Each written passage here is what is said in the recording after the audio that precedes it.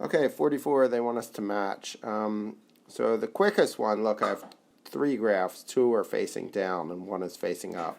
So remember, it's the coefficient of the x squared term, right, that determines up or down. So this one is negative, so it's opening down.